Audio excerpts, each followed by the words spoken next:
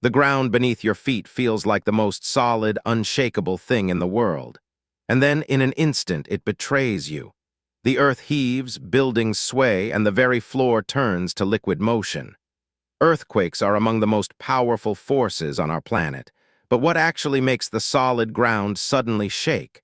The answer lies deep beneath the surface. To understand earthquakes, you have to picture the Earth not as one solid ball of rock, but as something more like a cracked eggshell. Our planet's rigid outer layer, the crust, is broken into enormous pieces called tectonic plates. These vast slabs of rock fit together like a giant jigsaw puzzle, covering the entire surface of the globe. And these plates are not locked in place.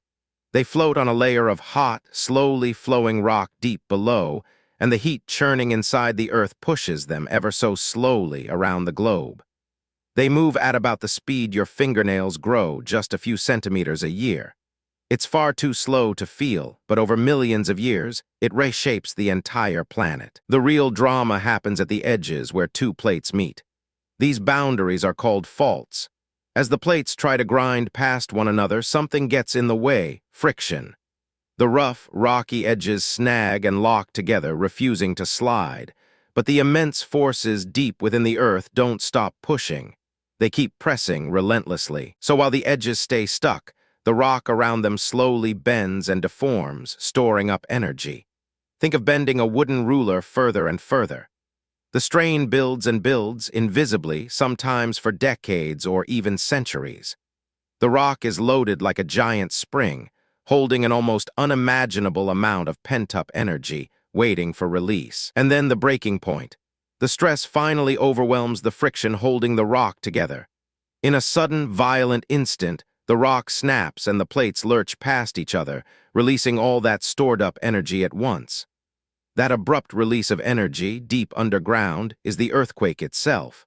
The ground doesn't shake for no reason. It shakes because the Earth has finally let go. That released energy doesn't just stay put.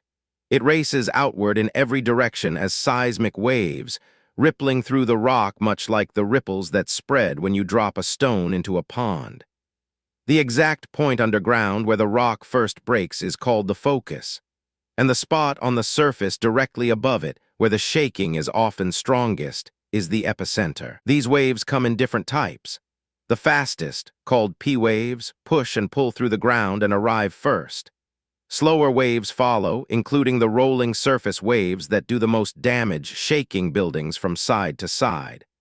By recording these waves with sensitive instruments called seismometers, scientists can measure exactly how strong a quake was and pinpoint where it began. A quake's size is given as its magnitude, and the scale is deceptive.